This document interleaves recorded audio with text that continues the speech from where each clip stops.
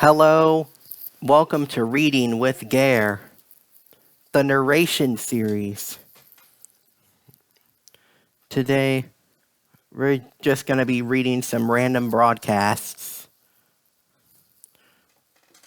This first random broadcast that I'm going to read is called Disneyland Celebrates 65th Anniversary by weatherbug meteorologist Matt Mihalo. 7/17/20, 9:08 a.m. Today marks the 65th anniversary of the opening of the theme park that Walt built, Disneyland Resort. Over the years, the park has allowed countless guests to enjoy thrilling rides, fairy tale worlds, magical character encounters, and exotic odysseys. Disneyland opened on July 17, 1955.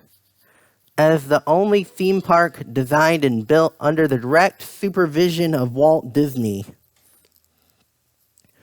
Disney welcomed thousands of invited guests to preview the theme park on a 160-acre former Orange Grove in Anaheim, Calif. However, the event did not go smoothly. The by invitation only opening was intended for around 11,000 guests and press, but a total of 28,000 attended due to many counterfeit tickets. To make matters worse, the park was not equipped for the public on opening day. Food and drink ran out. Asphalt on Main Street, USA that had been poured just that morning was so soft that the spiked heels on Woolman's shoes sinked in. And the Mark Twain steamboat nearly capsized from too many passengers. The opening was planned to be a preview event preceding the opening to the public the next day, but Disneyland chose July 17 as the official date of its opening and birthday. On opening day, Disneyland offered 5 themed lands with a total of 20 attractions. The 5 themed sections, Frontierland, Tomorrowland, Adventureland, and Fantasyland, were all accessed via a plaza at the start of Main Street, USA. Disneyland originally cost $17 million to build, equivalent to $163 million in 2020. After the grand opening, Disneyland quickly recovered and was off to the races. Attractions such as Snow White and Her Adventures, Sleeping Beauty Castle, M.R. Toad's Wild Ride, Space Station X1, Jungle Cruise, and Stagecoach attracted thousands of children and their parents. The implementation of special events and frequent construction of new state-of-the-art attractions inspired them to visit again. As a result, Disneyland now hosts more than 14 million visitors a year, who spend about almost $3 billion annually.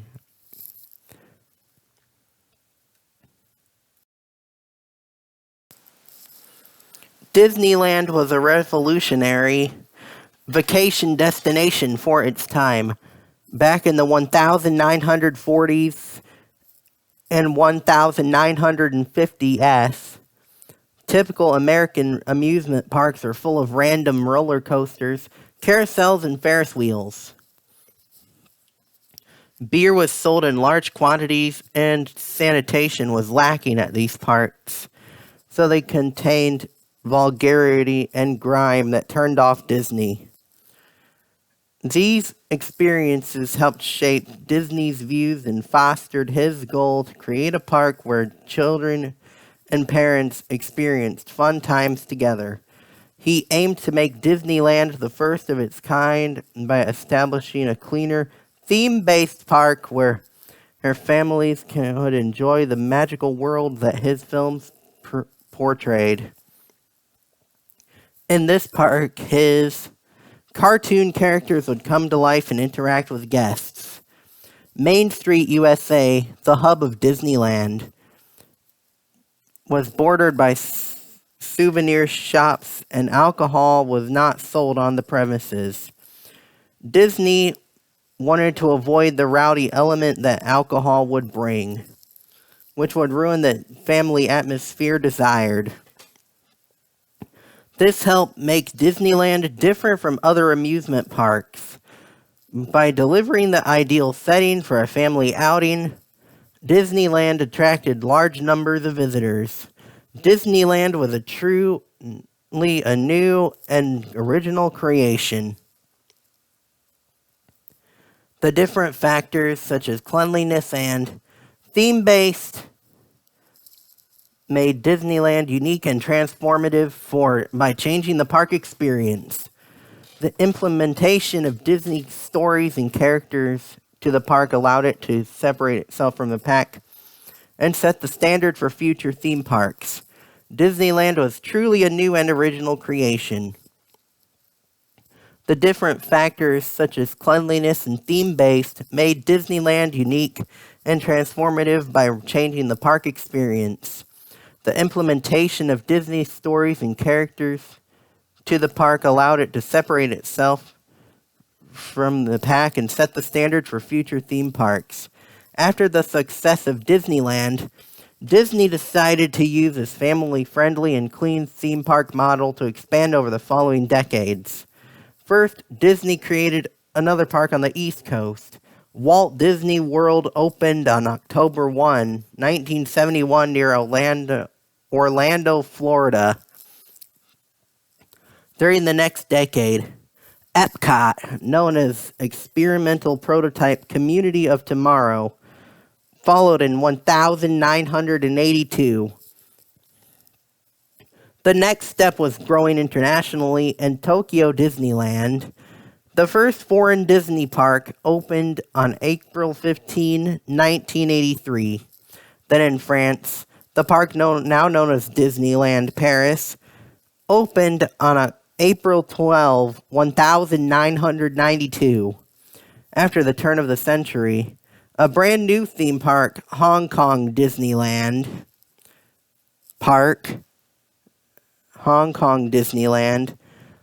opened in September 2005, and then on June 16, 2016, Shanghai Disney opened. Story image: Sleeping Beauty Castle in Disneyland Anaheim on September 3, 2003. Credit: Tuxedo/Wikimedia Commons.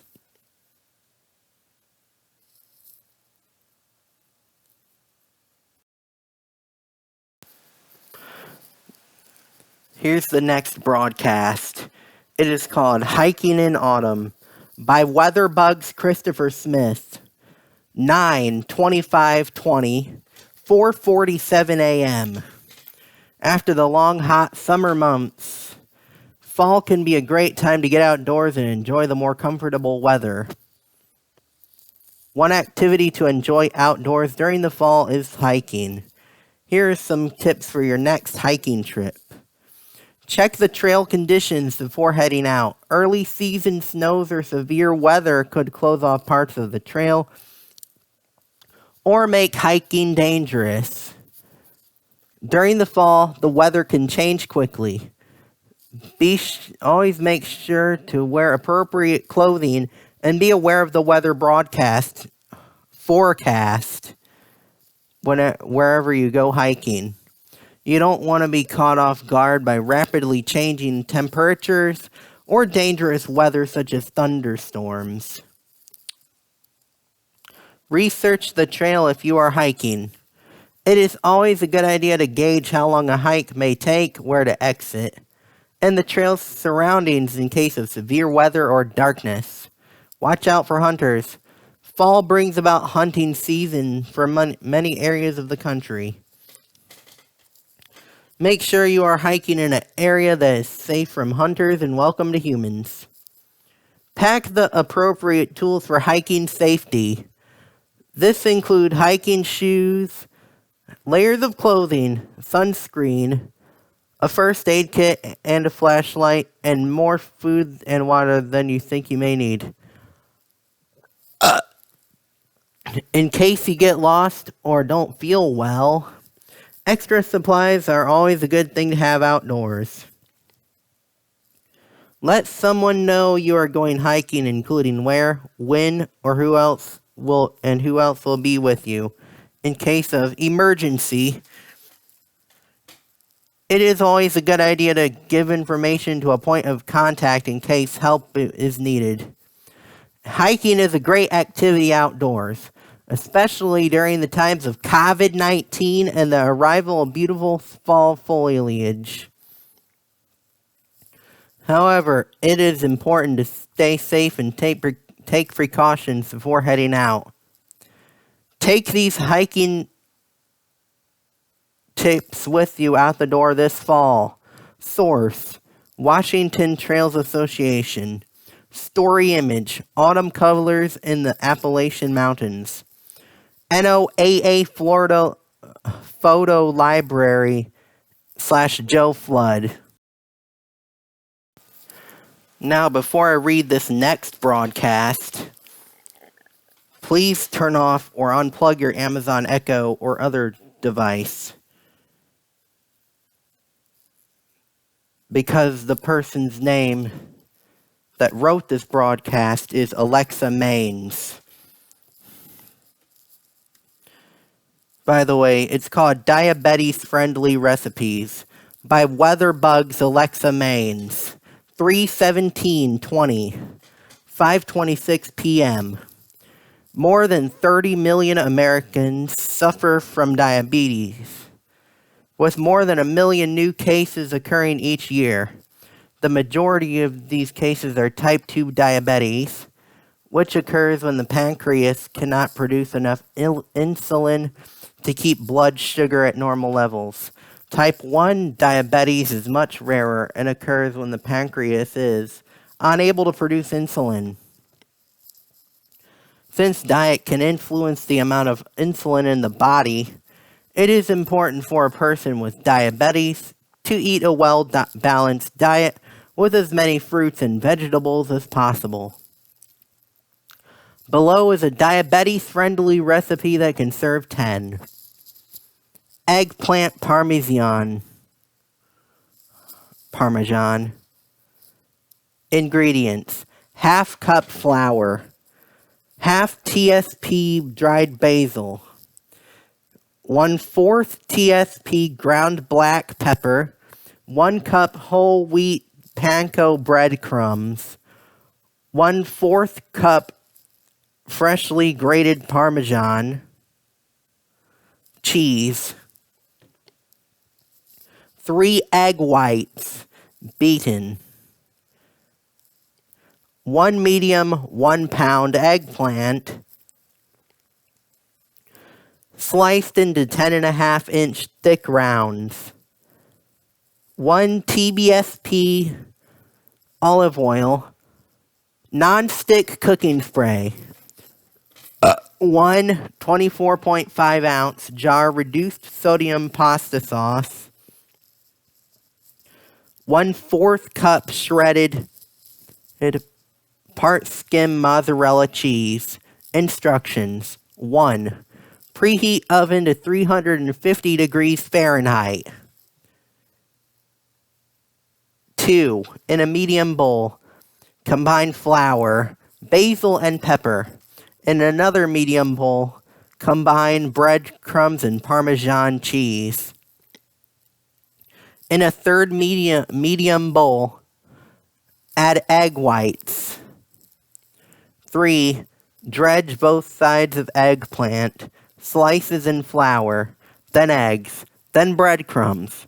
Coating well, set aside. 4. Add oil and cooking spray to a large non-stick skillet over medium-high heat. Cook eggplant in batches, about 2 minutes per side. Use addition cooking spray with each batch. 5. Place the eggplant slices in the bottom of a 13x 9-inch baking dish. Pour pasta sauce over the eggplant to cover all slices. Sprinkle mozzarella cheese over the top and bake for 30 minutes until cheese is melted and slightly golden. Image: melanzane alla parmigiana baked aubergines with Parmesan cheese. Wikimedia file, Flickr user plus Lotus.